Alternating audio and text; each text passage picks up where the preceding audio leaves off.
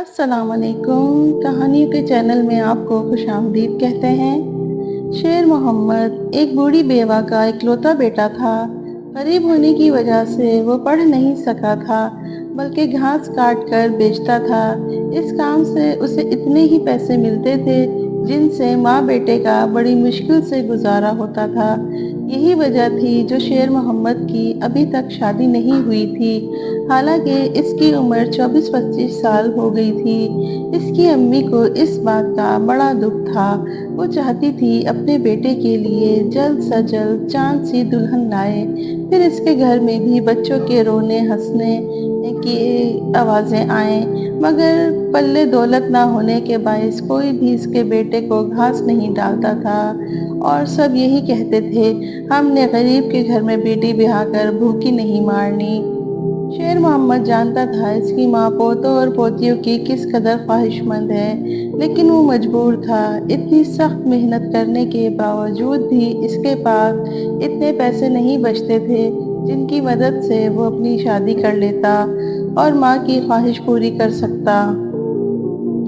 दिन यूं ही गुजरते जा रहे थे। शेर मोहम्मद की माँ गम खा खा कर बीमार रहने लगी थी। इधर माँ की इतनी खराब हालत देखकर शेर मोहम्मद को भी कई परेशानियों ने आन घेरा।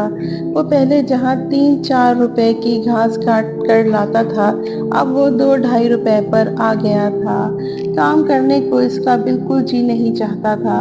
जरा सी घास काट कर ही इसका दिल हिम्मत हार जाता था और वो हाथ पर हाथ धर कर बैठ जाता था। कहाँ तो पहले वो 1.5 मन घास अकेला ही सर पर उठा कर आता था, और कहाँ अब उसे 20 सेर घास का उठानी मुश्किल हो गई थी। जिन तांगे वालों के हाथ वो घास बेचता था, वो इससे बार बार पूछते, क्या बात है शेर मोहम्मद, आजकल तुम बहुत थोड़ी सी घास लाते हो। वो जवाब में एक ही बात कहता था, गरीबी ने जवानी में ही बूढ़ा कर दिया है, अब नहीं काटी जाती मुझसे ये घास। मगर एक रोज ऐसा हुआ कि जब वो जंगल में घास काटने के लिए गया तो इसको एक हिरन नजर आया जो जमीन पर गिरा पड़ा बुरी तरह तड़प रहा था। शेर मोहम्मद दौड़कर जो ही इस हिरन के पास पहुंचा तो ये देखकर दंग रह गया कि इस हिरन की गर्दन में एक लंबा सा तीर छुपा हुआ था, जिसकी वजह से इस बेचारे की जख्मी गर्दन से धड़ाधड़ खून निकल रहा था।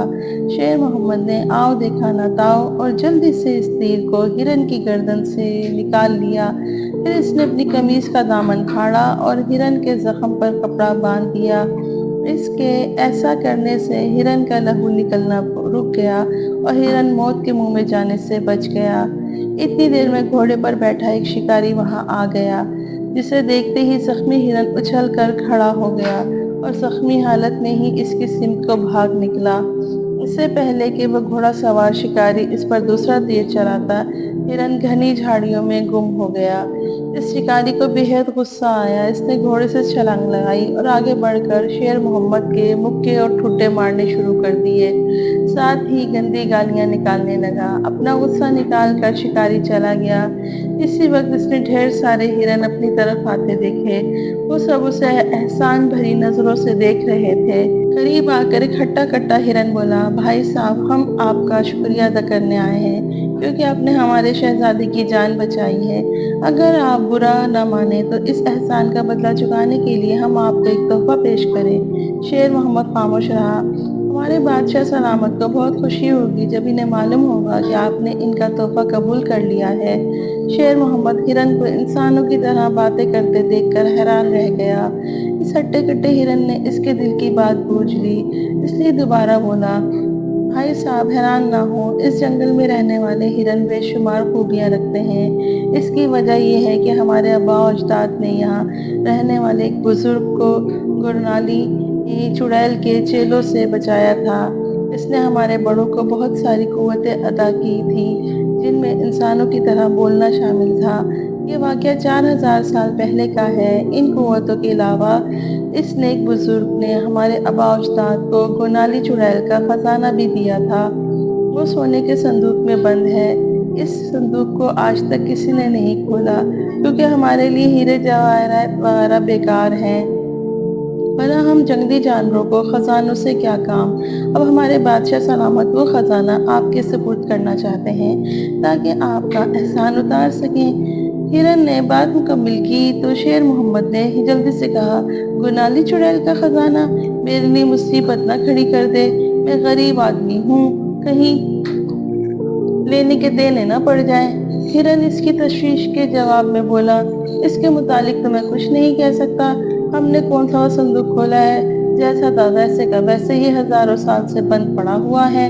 تو پھر شیر محمد نے سوالیہ نظروں سے ہرن کی طرف دیکھا، میرا خیال ہے آپ کو اس سے کوئی نقصان نہیں ہوگا، ہرن بولا۔ شیر محمد ہرن کے دلاسا دینے سے مطمئن ہو گیا۔ یوں بھی اس نے دل میں سوچا، اس وقت جس طرح کی زندگی گزار رہا ہوں اس سے بڑھ کر اور کیا ذلیل ہونا ہے، چڑیل کا خزانہ زیادہ سے زیادہ مجھے کیا ذلیل کرے گا۔ چنانچہ اس نے گنالی چڑیل کا خزانہ لینے کے لیے ہاں کر دی۔ ہرن اسے جنگل کے بیچوں بیچ اپنے بادشاہ کے پاس لے گئے۔ ہرن بادشاہ نے پہلے تو اس کا بے حد شکریہ ادا کیا، اس کے بعد دو موٹے تازے ہرنوں کے ساتھ جنگل میں واقع جھیل کی جانب روانہ کر دیا جس کے اندر خزانہ بند تھا۔ جھیل کے کنارے پہنچ کر ہرن نے شیر محمد سے مخاطب ہو کر کہا، ہم پانی میں داخل نہیں ہو سکتے، بھائی صاحب آپ ایسا کریں، 100 قدم پیچھے ہٹ کر دوڑتے ہوئے آئیں اور پورے زور سے جھیل میں چھلانگ لگا دیں، جہاں پر گریں وہیں خزانے کا صندوق پڑا ہے، غوطہ مار کر اسے نکال لیں۔ شیر محمد نے ہرن کی ہدایت کے مطابق جھیل کے کنارے سے 100 قدم دور جا کر دوڑ لگائی اور واپس آ کر جھیل کے پانی میں چھلانگ لگا دی۔ جھیل کی تہہ تک پہنچ کر صندوق کو پکڑ لیا اور اسے کھینچ کر باہر لے آیا۔ صندوق زیادہ بڑا نہیں تھا، ہزاروں سال پانی میں پڑا رہنے کی وجہ سے کیچڑ اور کائی نے اس کا حلیہ بگاڑ کر رکھ دیا تھا۔ شیر محمد نے قمیض اتار کر کیچڑ صاف کیا اور انہی ہرنوں کے ہمراہ ہرن بادشاہ کے پاس لوٹ آیا۔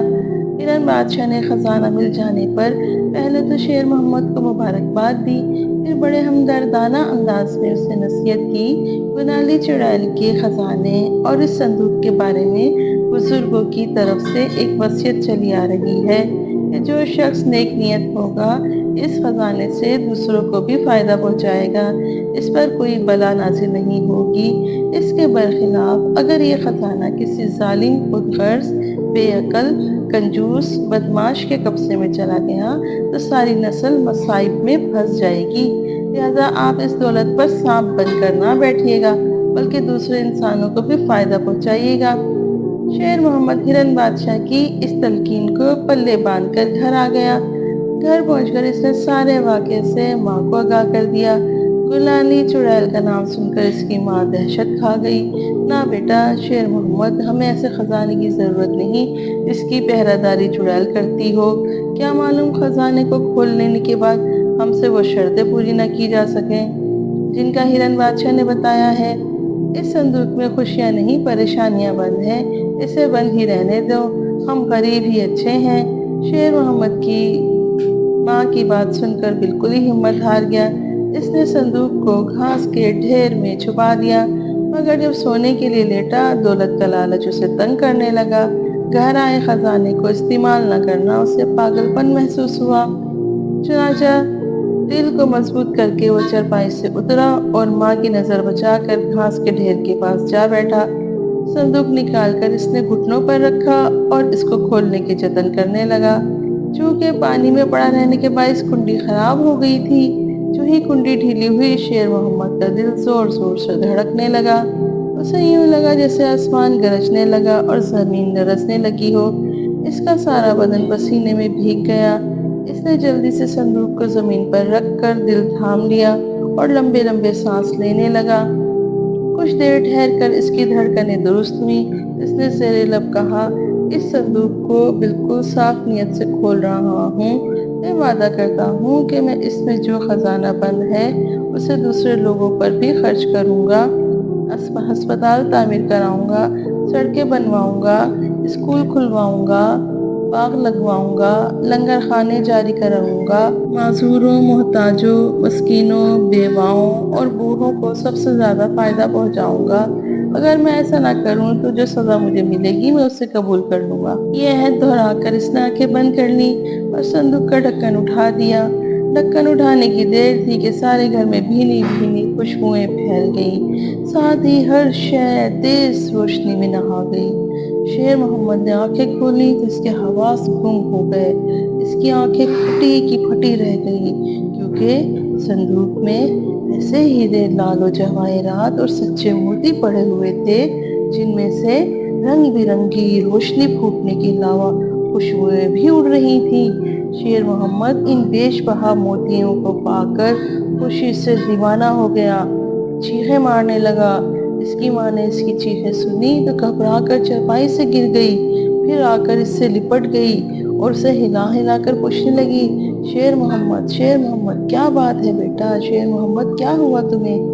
شیر محمد نے ماں کو جواب دینے کی بجائے اس کے سامنے صندوق کر دیا، اس کا ڈھکن اٹھا دیا۔ بس پھر کیا تھا، دونوں ماں بیٹے مل کر موتیوں سے اپنی مٹھیاں بھرنے لگے اور کہے لگانے لگے۔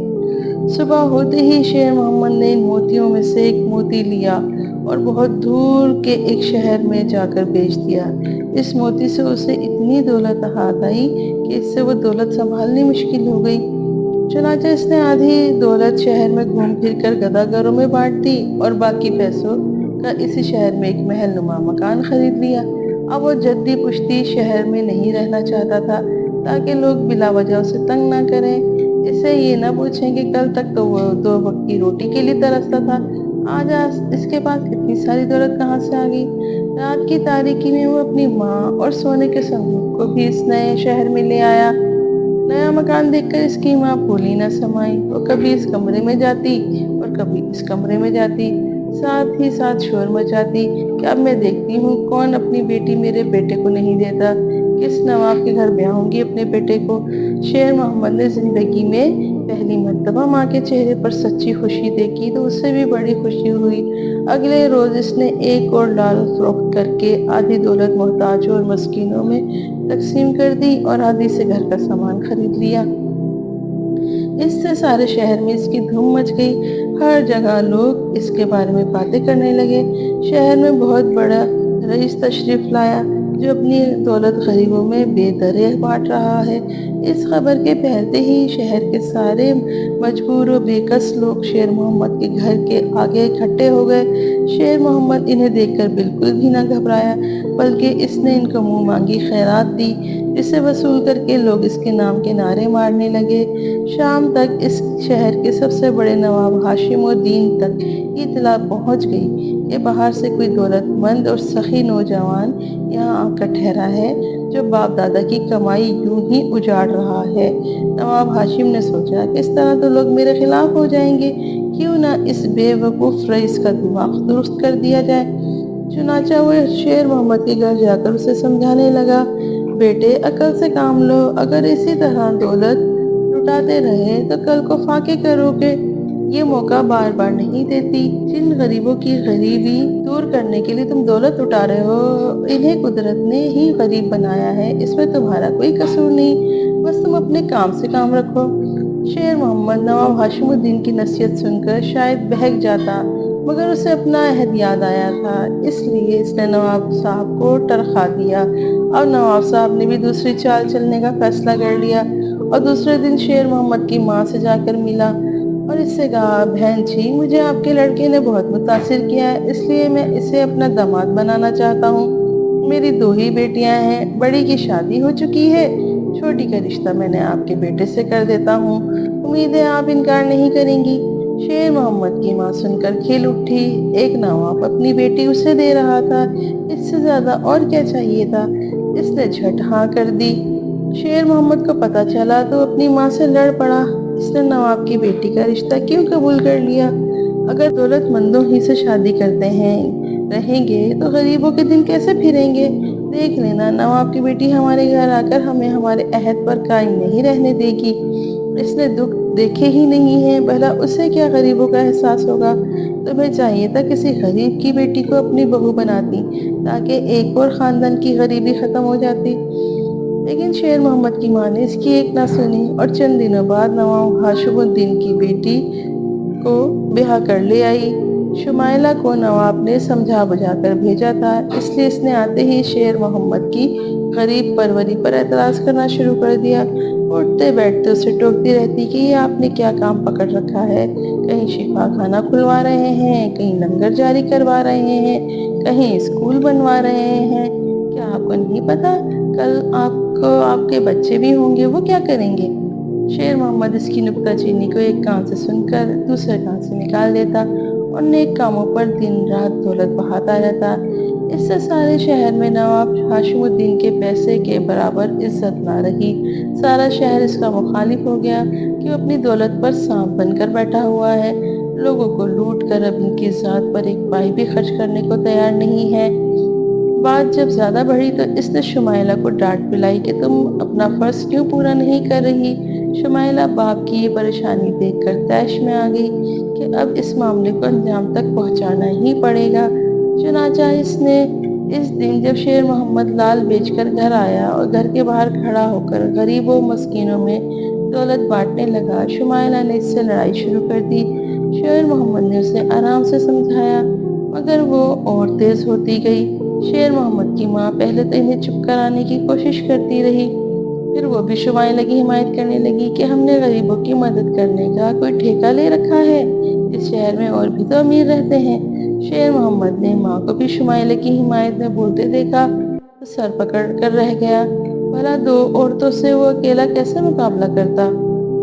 इस तरह शोर मचा मचा कर इन औरतों ने उसे भागकर अपने कमरे में पनाह लेने पर मजबूर कर दिया, जिससे वो बाहर खड़े मोहताजों को वादे के मुताबिक खैरात न दे सका। वो दिन और आज का दिन है। शेर मोहम्मद अपने कमरे में कैद है और बाहर गोलानी चुड़ैल के बेटे बेटियां लंबे लंबे दांत निकाल कर बैठे हुए हैं कि जब भी शेर मोहम्मद बाहर आएगा इसको वादा खिलाफी के जवाब में इसकी खाल उतार लेंगे।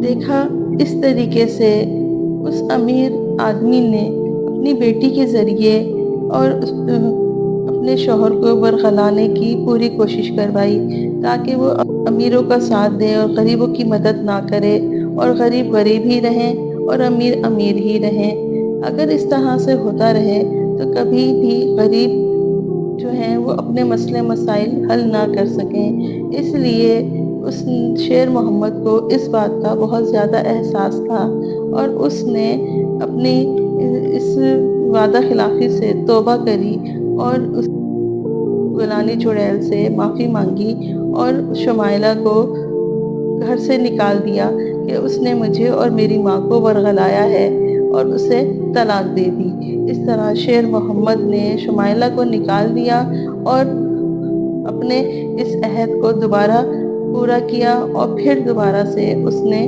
गरीबों की मदद करना शुरू कर दी और वो उसकी कैद भी ख़त्म हो गई। गुलानी चुड़ैल की बेटियां बेटे जो लंबे लंबे दांत निकाल कर बैठे हुए थे कि जब भी शेर मोहम्मद बाहर आएगा तो इसकी खाल उतार लेंगे, वो भी वहाँ से हट गए और उन्होंने उसकी कैद ख़त्म कर दी कि शेर मोहम्मद ने अपनी वादा खिलाफी को ख़त्म कर दिया था और वो उसने शुमाइला को अपनी बीवी को घर से निकाल दिया था। और उसके बाप को भी अकल आ गई थी कि हमेशा अच्छों का साथ देना चाहिए, बुरों का साथ देने से गलत अंजाम होता है।